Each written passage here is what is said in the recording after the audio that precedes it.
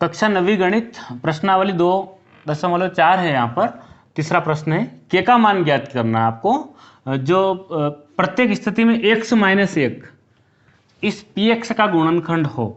ये जो है px है, इसका गुणनखंड x माइनस हो, है ना। तो गुणनखंड कब होता है? जब शेषफल शून्य आता तब। तो हमने लिखा px बराबर x की घात 2 प्लस x प्लस k, ये वाला क्वेश्चन। ठीक है, तो यहाँ अपने को बताना है x माइनस 1 क्या है?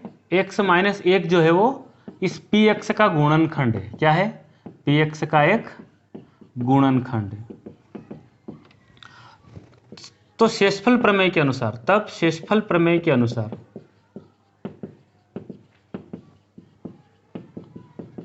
आप जानते हो ये गुणनखंड है, तो x माइनस 1 बराबर क्या होगा? 0 होगा। तो x बराबर क्या आया होगा? 1।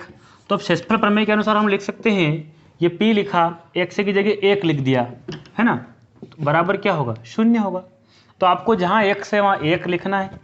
ये 1 की घात 2, फिर x है 1, कोष्टक लगाने की जरूरत नहीं है, फिर k की जगह k बराबर में 0। तो आप 1 की पावर 2 है, मतलब ये 1 ही है, प्लस k बराबर में क्या? 0। 1 और 1 मिला के क्या? अपने को k का मान चाहिए, 2 उधर जाएगा तो माइनस का, तो k बराबर क्या आया? -2। ये आपको समझ में आया होगा। दूसरा क्वेश्चन हमारे पास, इसमें भी हमें k का एक मान निकालना है, तो हम यहाँ चेंज कर देते हैं। px बराबर क्या लिख दिया? 2x जो भी है √2। यदि x माइनस 1, प्रत्येक स्थिति में बताना आपको, x माइनस 1 इस px का गुणनखंड है, तो शेषफल प्रमेय के अनुसार ये जो x माइनस 1 था, इसमें क्या हो जाएगा? x बराबर 1 हो जाएगा। तो मैंने p1 बराबर 0 मान लिया। अब यहाँ आपको हर जगह क्या रखना है? 1 रखना है।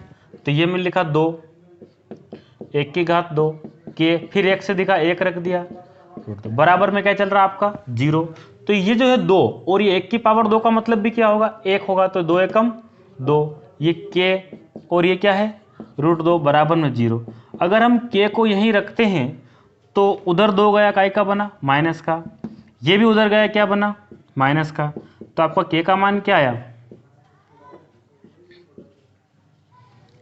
अगर इस माइनस को हम कॉमन भी ले लें तो थोड़ा सा उत्तर बदल जाएगा, बाकी ये हमारा सही उत्तर है। तीसरा क्वेश्चन में भी हमें, तीसरे में भी क्या करना है? k का मान निकालना है। तो यहाँ आप क्या कर देंगे? px बराबर क्या लिख देंगे? kx की घात 2 माइनस √2x प्लस 1। ये तीसरा क्वेश्चन। तो यहाँ लिखा है कि प्रत्येक स्थिति में x माइनस 1 इस px का एक गुणनखंड है। तो आप, तो शेषफल प्रमेय के अनुसार क्या होगा? x माइनस 1 है, तो प्लस 1 इसका क्या होगा? एक शून्यक होगा। तो ये मैंने लिख दिया p1 बराबर 0।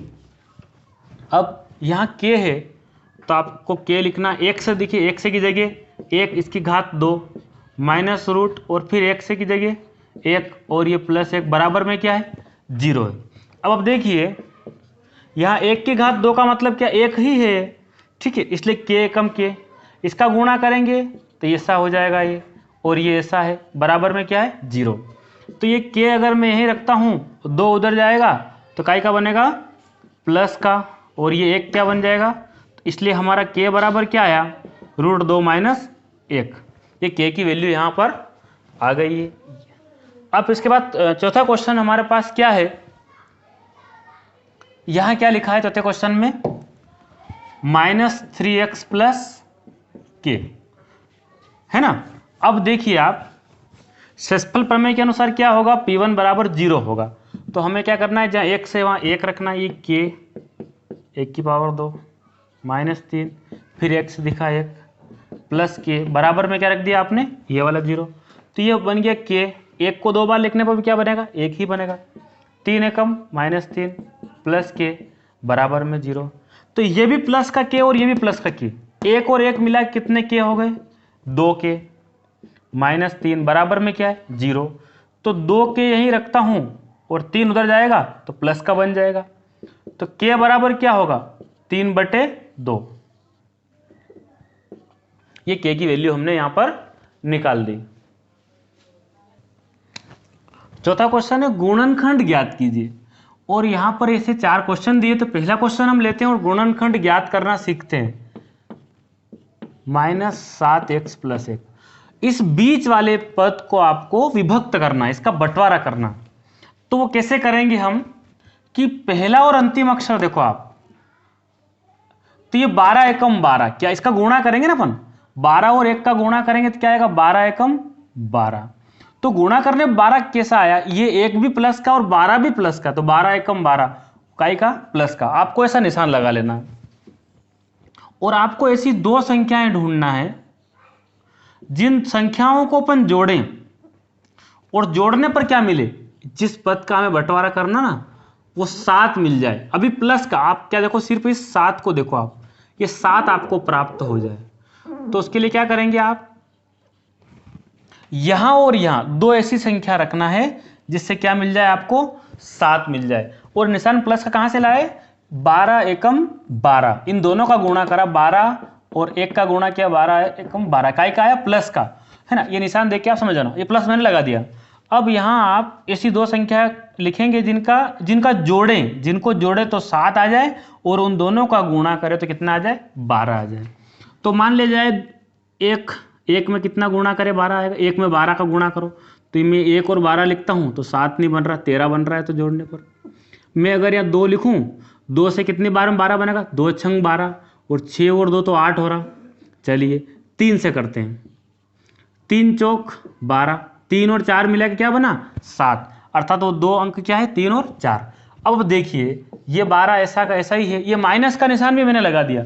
अब मैं ब्रैकेट में लिखता हूं 3 और ये निशान प्लस का, +4 और कोष्टक बंद, है ना। और पीछे क्या है, ये x मैंने लिख दिया और ये +1।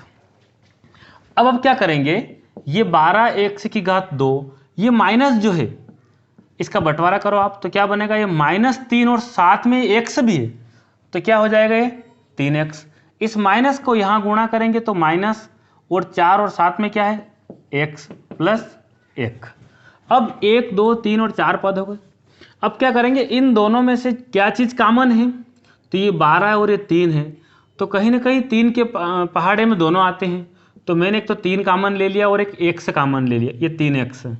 अब 3 से देखो यहाँ पर 3 चौक 12, एक x है यहाँ 2 है, एक और रह गया वो लिख दिया।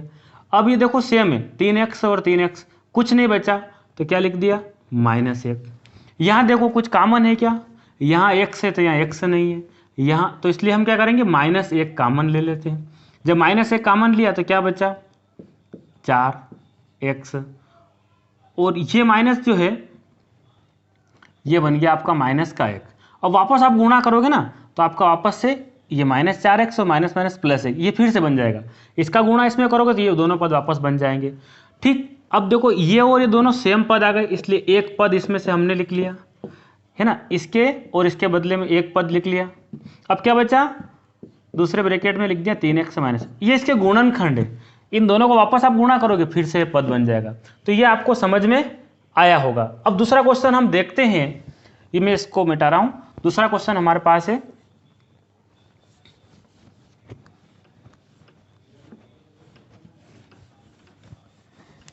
दूसरा क्वेश्चन देखिए आप क्या है, 2x की घात 2 प्लस 7x + 3।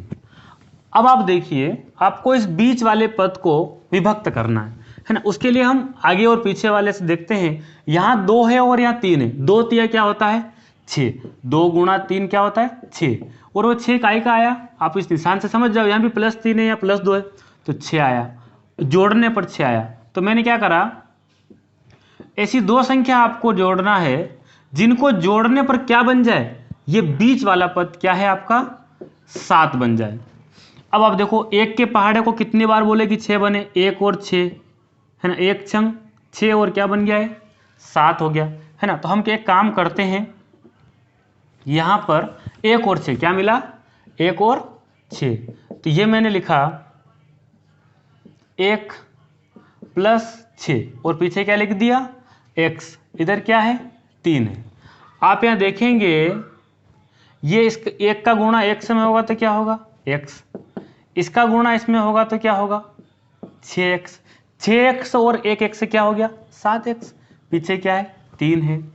इन दोनों में आप देखेंगे क्या कॉमन है, यहाँ x कॉमन है, क्या है, तो यहाँ x है तो देखो 2 बचा और एक x बचा। यहाँ देखेंगे तो ये खुद x है, x कुछ भी नहीं बचा तो क्या लिख दिया 1। अब देखो इसमें क्या कॉमन है, 3 एकम 3, 3 दूनी 6, तो इसका मतलब ये 3 कॉमन है, तो मैंने 3 बाहर निकाल दिया है ना, x यहाँ नहीं है, तो ये क्या बचेगा, 3 दूना 6 और x और 3 एकम 3। तो ये जो पद है और ये जो पद है ये दोनों सेम है, तो 1 लिख लिया, 2x प्लस 1। अब क्या बचा है, x प्लस 3। ये इसका एक गुणनखंड है। ये भी आपको समझ में आया होगा। तीसरा क्वेश्चन क्या है, 6x की घात 2 5x माइनस 6। अब आप देखेंगे यहाँ इस बीच वाले पद को विभक्त करना है। 6 और 6 का गुणा करने पर क्या आता है, 36। क्या आता है, 36। और वो 36 काय का है, देख लेते हैं, एक माइनस है, 6 और 6 का गुणा किया, 6 छंग 36, तो माइनस का 36, तो निशान में नीचे लगा देता हूँ।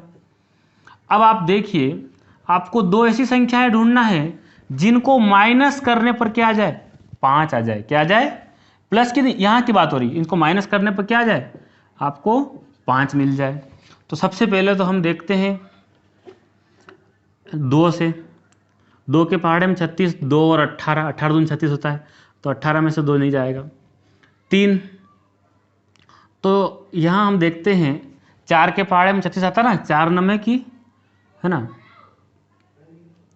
4 नम 36, 4 और 9 से, तो मैं 4 और 9 लिखता हूँ तो माइनस के 5 आ रहा, नहीं, एक काम करते हैं, 9 चौक कितना होगा 36, और 9 में से 4 चला गया तो प्लस का 5 बचा।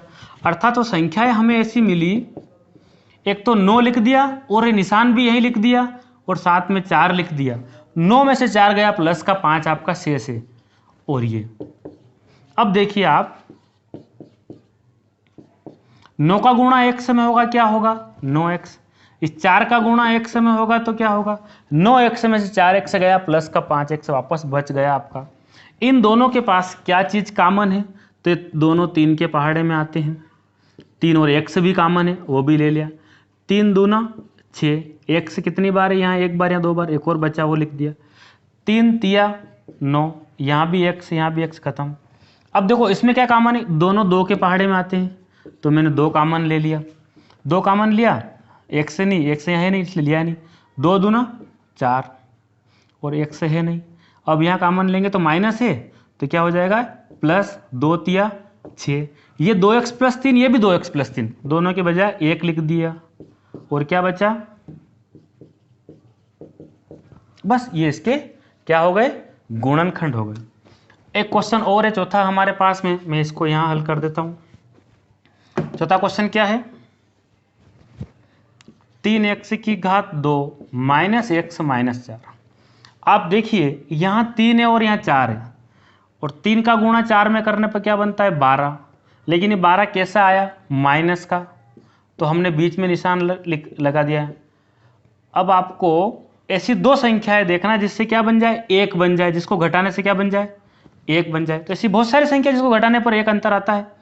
तो आप यहाँ देखेंगे, मान लीजिए मैं लिखता हूँ यहाँ 4, 4 में से 3 गया, 4 में से क्या गया, 3, क्या बचा 1, और 4 क्या होता भी कितना है, 12। तो मैं इसको ऐसा लिख सकता हूँ, 3x की घात 2, ये माइनस पहले लिख दिया मैंने, ये 4 और निशान सहित मैंने -3, और पीछे क्या है, x, यहाँ 1 था, क्या था, ये 1 था, माइनस का 4।